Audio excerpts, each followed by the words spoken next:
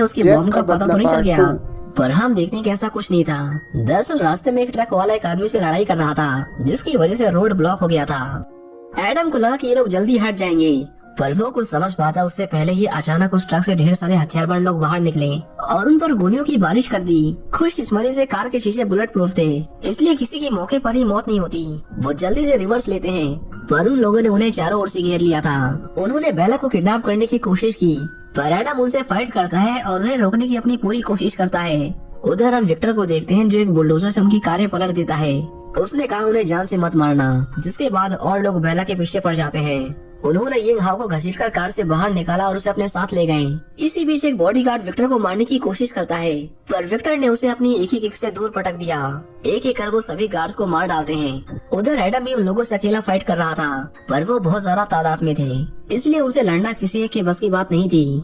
इसी बीच जब जैक ने गोलियों की आवाज सुनी, तो वो बिना देर किए उनकी ओर आने लगा। वो यिंग हाओ को ट्रक में किडनैप करके ले जा रहे थे।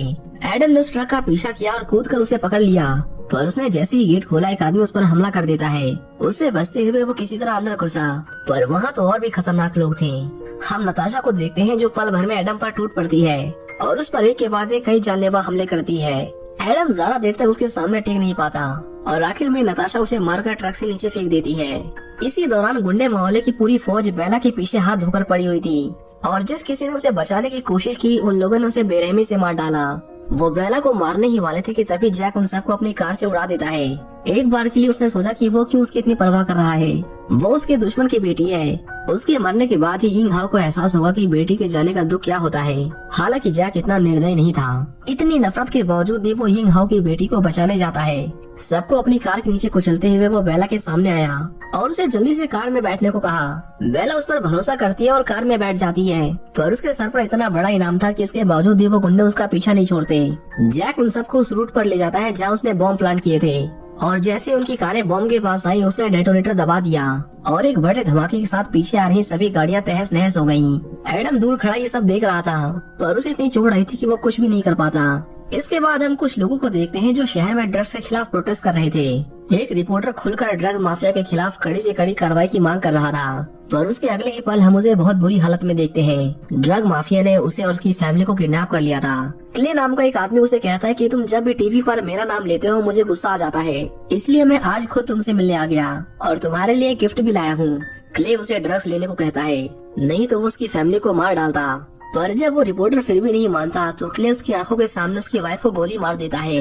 अपने बच्चों को बचाने के लिए उस रिपोर्टर ने उसकी हर बात मानी। क्ले बोला ये पहले किया होता तो शायद तेरी बीवी बच जाती। अब तू इन दोनों में से भी किसी एक को बचा सकता है।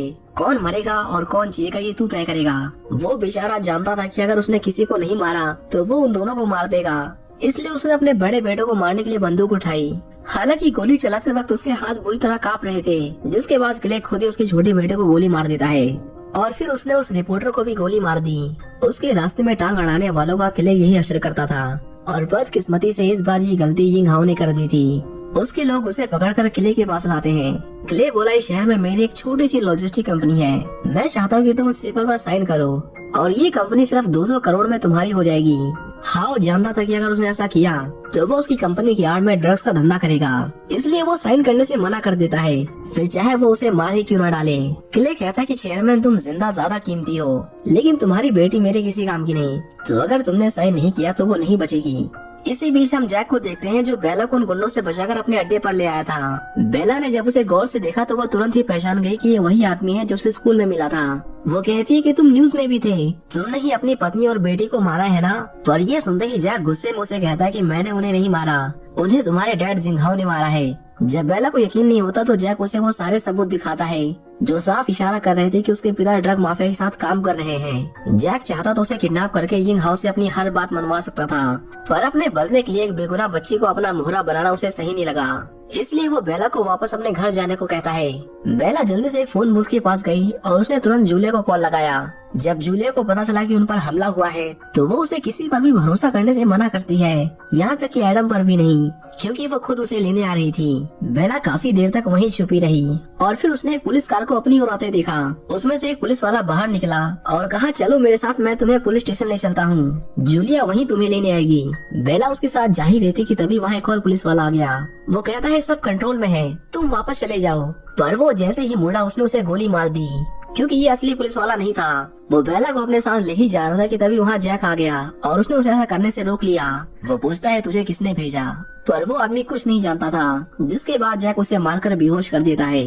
अब बेला किसी पर भरोसा नहीं कर सकती थी सिवाय जैक के, क्योंकि उसने उसकी 2 बार जान बचाई थी। बेला उसे बताती कि 3 साल पहले ड्रग्स की वजह से मेरी मॉम इस दुनिया से चली गयी। तब से मेरे डैड ड्रग्स और ड्रग्स का बिजनेस करने वालों से नफरत करते हैं। मुझे पूरा यकीन है कि मेरे डैड ने तुम्हारी फैमिली को नहीं मारा। जैक को लगा कि या तो ये लड़की सच बोल रही है या फिर ये अपने डैड के बारे में कुछ नहीं जानती। पर इन सब में एक बात साफ थी कि उस तक पहुंचने में लड़की उसके बहुत काम आ सकती थी, इसलिए वो साथ काम करने को राजी हो जाता है। वहीं दूसरी ओर हम एडम को देखते हैं जो बेला को ढूंढते हुए क्राइम साइट पर पहुंच जाता है और हम देखते हैं कि उस नकली पुलिस वाले को किसी ने गोली मार दी थी। मतलब कोई था जो सारे सबूत मिटाने की कोशिश कर रहा था।